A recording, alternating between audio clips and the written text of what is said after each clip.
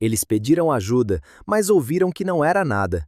Horas depois, alguns estavam mortos e os sinais sempre estiveram ali. O mais assustador é que em certos hospitais, o perigo começa quando alguém para de acreditar na dor. Número 12. Rory Staunton. O protocolo só veio depois da criança que ele deveria ter protegido. No fim de março de 2012, Rory Staunton machucou o braço durante uma aula de educação física numa escola do Queens. Ele tinha 12 anos. Em poucos dias, aquele arranhão virou uma porta de entrada para bactérias. Rory começou a vomitar, teve febre, dor intensa na perna, manchas na pele e pressão baixa. O padrão de sepse estava aparecendo ali, diante de todos. Ele passou por um pediatra e depois pelo pronto atendimento da NYU Langone, mas o quadro não foi identificado. Exames de sangue mostraram lactato alto e uma contagem anormal de glóbulos brancos, sinais de alerta para uma infecção bacteriana grave. Mesmo assim, os resultados não receberam a resposta necessária. Rory perdeu a vida em 1º de abril de 2012, por choque séptico grave. Em 2013, Nova York aprovou as regras de Rory, obrigando hospitais a adotarem protocolos para a sepse. O protocolo veio tarde demais para o menino que lhe deu o nome.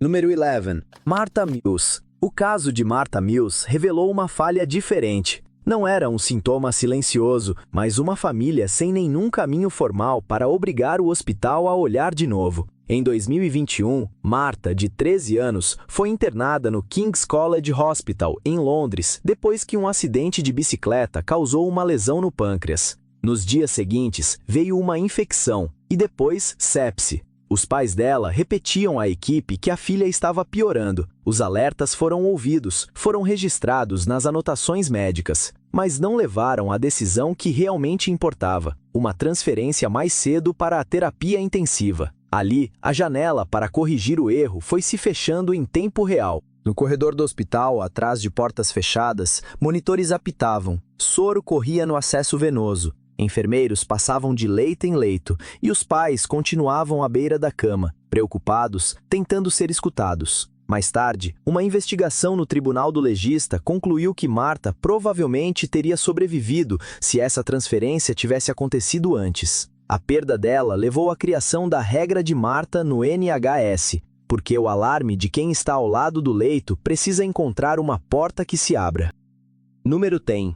Thomas Eric Duncan. O aviso estava no formulário. Foi marcado, registrado e depois enterrado dentro do sistema. Thomas Eric Duncan, um liberiano de 42 anos, chegou ao Texas Health Presbyterian Hospital, em Dallas, no dia 25 de setembro de 2014, com febre, dor abdominal, dor de cabeça e tontura. O detalhe que deveria ter mudado tudo era a viagem recente da Libéria, em pleno surto de ebola em Monróvia e em outras partes do país. Uma enfermeira digitou essa informação no computador do hospital. Mais tarde, o próprio hospital reconheceria problemas na forma como esse dado de viagem foi comunicado e documentado nos registros eletrônicos. Duncan recebeu alta, e aí dá para ver o mecanismo inteiro. Um alerta entrou no sistema, mas nunca chegou à decisão. No dia 28 de setembro, ele voltou de ambulância. Foi levado para uma área de isolamento e cuidado intensivo. Em 8 de outubro, ele não resistiu à doença causada pelo vírus ebola, tornando-se a primeira pessoa diagnosticada com ebola nos Estados Unidos. Depois, a família chegou a um acordo confidencial com o hospital, em uma negociação ligada ao caso. O sistema não deixou de ver o aviso. Ele guardou o aviso e o ignorou. Número 9. Brian Sinclair. O relógio importava porque o problema tinha tratamento. Brian Sinclair, um homem indígena de 45 anos, com amputação dupla e numa cadeira de rodas, chegou ao Health Science Center em Winnipeg em 19 de setembro de 2008, com um catéter obstruído e dificuldade urinária. Aquilo deveria ter acionado o básico de qualquer pronto atendimento: registro, triagem, um profissional de saúde. Em vez disso, Brian ficou na sala de espera enquanto funcionários, segundo relatos, o interpretaram como alguém alcoolizado em situação de rua ou apenas esperando outra pessoa. Ao longo de cerca de 34 horas, um problema no catéter evoluiu para complicações de uma infecção na bexiga. Em 21 de setembro, ele foi encontrado sem vida. O fato mais duro não é que ninguém pudesse salvá-lo, é que ele estava dentro de uma emergência e a emergência não o viu. Número 8. Naomi Muzenga. Naomi Muzenga conseguiu falar com a emergência e a emergência respondeu com desprezo. No dia 29 de dezembro de 2017, em Estrasburgo, na França, Naomi tinha 22 anos quando ligou para o SAMU, o Serviço Médico de Urgência francês. Ela dizia sentir uma dor intensa no estômago. Disse que achava que ia morrer. Era o tipo de aviso que deveria acionar uma resposta imediata. Mas, do outro lado da linha, a atendente debochou dela, tratou o alerta como algo sem importância e mandou que ela procurasse outro serviço.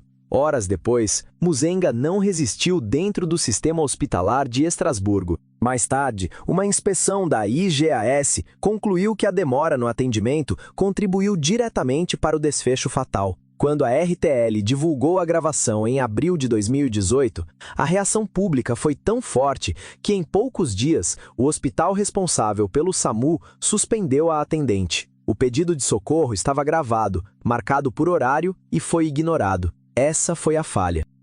Número 7. Kira Dixon Johnson. Sangue na bolsa do catéter. A barriga inchada depois do parto. O alerta não estava escondido, estava à vista. No dia 12 de abril de 2016, Kira Dixon Johnson, de 39 anos, perdeu a vida no Cedars-Sinai Medical Center, em Los Angeles, depois de uma cesariana marcada. Após o nascimento do bebê, os sinais apontavam para sangramento interno. E o marido dela, Charles Johnson, pediu repetidas vezes que a equipe agisse. Segundo o processo movido por Johnson, a equipe do hospital esperou mais de 10 horas antes de levá-la de volta ao centro cirúrgico. Àquela altura, Kira, uma mãe negra, já enfrentava uma hemorragia interna grave após o parto, com um desfecho fatal. A história dela levou o país a olhar com mais atenção para a mortalidade materna entre mulheres negras e inspirou a campanha For Kira for Moms, porque a falha não foi enxergar o perigo, foi o que o sistema fez enquanto ainda havia tempo de mudar o desfecho.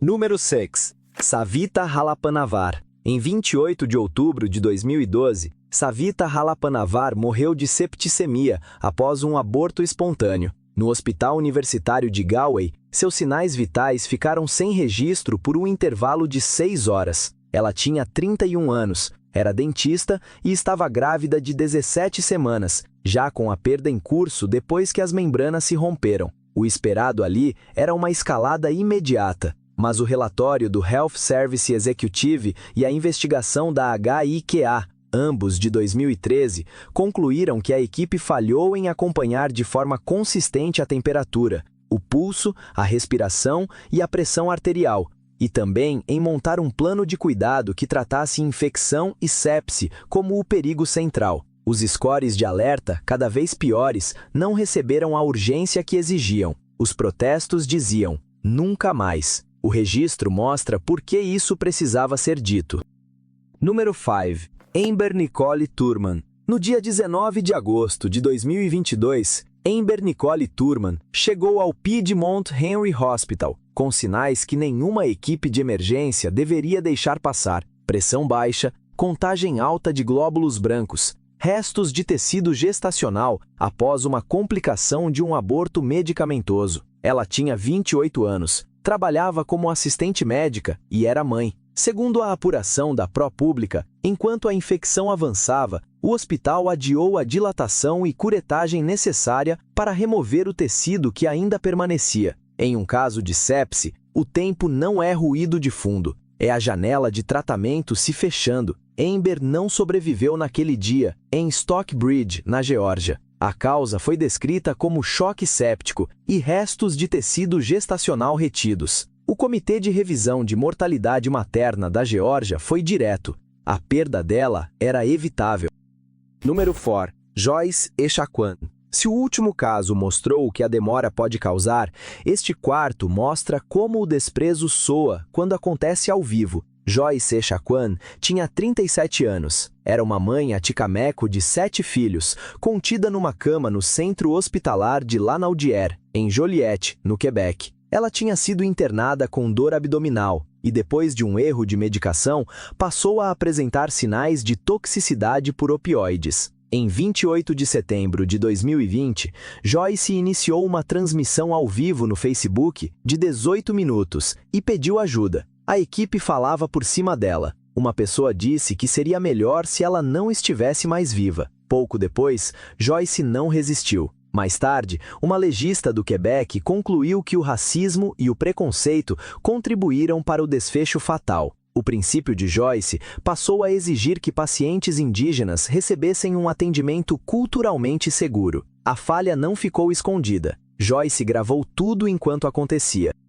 Número 3. Edith Isabel Rodrigues. Se no último caso foi a própria paciente que deixou o registro, o que acontece quando a prova está caída no chão da emergência? No dia 9 de maio de 2007, Edith Isabel Rodrigues, moradora de Los Angeles, de 43 anos, estava no Martin Luther King Jr. Harbor Hospital, no condado de Los Angeles, com uma dor abdominal intensa. Testemunhas disseram que ela desabou na sala de espera e passou mal com sangue, enquanto a equipe tratava o caso como uma possível crise de pedra na vesícula, não como uma emergência. O namorado dela e uma pessoa que estava ali ligaram para o 911 de dentro do pronto-socorro, pedindo uma ambulância para levá-la a outro lugar. Os atendentes da emergência recusaram, porque ela já estava em um hospital. Segundo conclusões federais, funcionários passaram por Edith e até limparam o chão ao redor dela antes que uma perfuração gastrointestinal tirasse sua vida. Mais tarde, inspetores concluíram que pacientes naquele hospital enfrentavam um risco imediato. E o próximo caso faz uma pergunta ainda mais fria. E se a própria sala de espera virar a prova? Número 2. Esmin Green. No Kings County Hospital Center, o aviso estava diante das câmeras. Esmin Elizabeth Green tinha 49 anos, era imigrante jamaicana e morava no Brooklyn. Em 19 de junho de 2008, ela estava na emergência psiquiátrica do hospital, depois de esperar cerca de 24 horas. Caiu da cadeira e ficou no chão da sala de espera. As imagens de vigilância mostraram funcionários, seguranças e outras pessoas passando por perto. Ali, o padrão aparecia da forma mais crua. Uma paciente no chão e o sistema continuando a se mover ao redor dela. Um relatório do Departamento de Investigação da cidade de Nova York afirmou que ela permaneceu de bruços por mais de 1 hora antes que um código médico fosse acionado. Funcionários haviam falsificado registros no prontuário. As próprias imagens do hospital tornaram essas mentiras imediatas, visíveis, impossíveis de sustentar. A câmera fez o que a unidade não fez. Ficou vigiando. Número 1. Sachinta Batagodage. Pior ainda, a prova estava ali, úmida, vermelha, erguida diante da câmera do celular pelo próprio paciente. Na Austrália do Sul, Sachinta Batagodage, de 23 anos, era um jovem marido e futuro pai. Ele tossia e vomitava sangue enquanto procurava ajuda repetidas vezes em emergências, incluindo o Royal Adelaide Hospital. Segundo a cobertura da ABC News sobre um inquérito na Corte de Peritos da Austrália do Sul, publicada em 13 de fevereiro de 2024, o tribunal ouviu que ele foi orientado a procurar um clínico geral, mesmo depois de fotografar e filmar o sangue para mostrar aos médicos exatamente o que estava acontecendo. Mais tarde, após um exame urgente em uma clínica de radiologia em Glen Elg, um pseudoaneurisma se rompeu e não foi possível salvá-lo. Sua esposa, Yelane Pereira, prestou depoimento. O último aviso não estava escondido em documentos. Estava gravado nas mãos dele.